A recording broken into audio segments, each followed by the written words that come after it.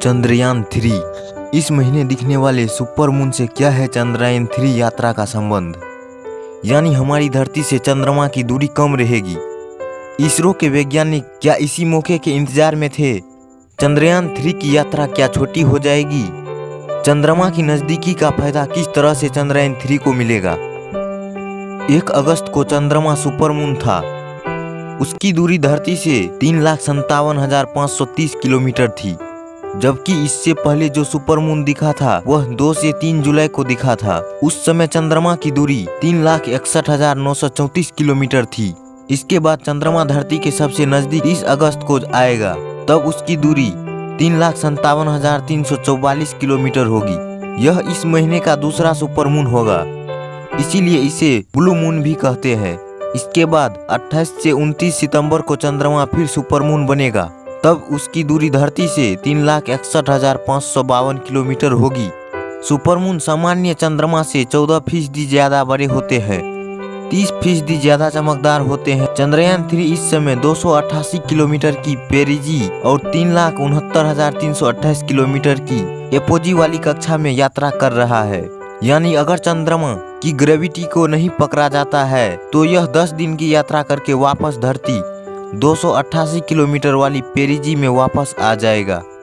Super moon दिखने का मतलब ये है कि इस महीने चंद्रमा धरती के नजदीक रहेगा, जिसका फायदा चंद्रयान 3 को होगा। इससे उसे कम यात्रा करनी पड़ेगी।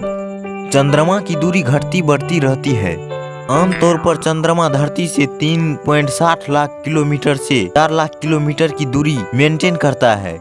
इसरो वैज्ञानिक का इंटेलिजेंस देखिए कि उन्होंने चंद्रयान 3 को ऐसे समय में लॉन्च किया जब चंद्रमा धरती के नजदीक 2 बार आ रहा है। यानी जितनी कम दूरी होगी उतना ही फायदा होगा स्पेसक्राफ्ट को लॉन्च करना, नहीं तो ज्यादा ईंधन की जरूरत होती, ज्यादा समय लगता, ऐसे में रिस्क बढ़ जाता है। चांद का ऑर्बिट पकड़ना जरूरी है। कुल मिलाकर इस महीने चंद्रमा धरती से औसतन नजदीक ही रहेगा। इसी नजदीकी का फायदा इसरो के वैज्ञानिक ने उठाया है। चंद्रयान 3 इस समय 38,520 किलोमीटर प्रति घंटा की गति से चांद की ओर जा रहा है। हर दिन इसकी गति धीमी की जाएगी, क्योंकि जिस समय यह चांद के नजदीक पहुंचेगा, यानी उसकी सतह से करीब 11,000 किलोमीटर दूर, वहां पर पृथ्वी का गुरुत्वाकर्षण 0 होगा।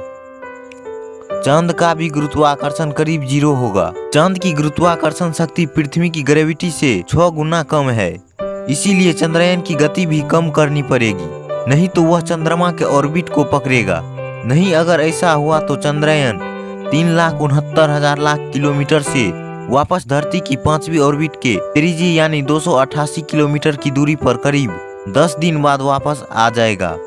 स्पीड में लाने होगी 10 गुना की कमी। 5 अगस्त से लेकर 23 अगस्त तक चंद्रयान 3 की गति को लगातार कम किया जाएगा। चंद्रमा की ग्रेविटी के हिसाब से फिलहाल चंद्रयान 3 की गति बहुत ज्यादा है, इसे कम करके 1 किलोमीटर प्रति सेकेंड पर लाना होगा, यानी 3600 किलोमीटर प्रति घंटा की रफ्तार। इस गति पर ही चंद्रयान 3 चंद्रमा के ऑर्बिट को पकड़ेगा, फिर धीरे धीरे उसके दक्षिणी ध्रुव पर लैंड कराया जाएगा। घुमाया जाएगा प्रोपल्शन मॉड्यूल का मुंह। अभी तक चंद्रयान 3 के इंटीग्रेटेड मॉड्यूल का मुंह चांद की ओर था, जल्द ही इसे घुमाया जाएगा ताकि डी ऑर्बिटिंग या डिबूस्टिंग करते समय चंद्रयान 3 को दिक्कत ना हो। डी ऑर्बिटिंग यानी जिस दिशा में चंद्रयान 3 चक्कर लगा रहा था उसके विपरीत दिशा में घूमना। डिबूस्टिंग यानी गति को कम करना।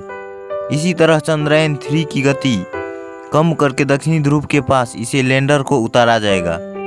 इसी तरह से चंद्रयान 3 की गति कम करके दक्षिणी ध्रुव के पास इसके लैंडर को उतारा जाएगा।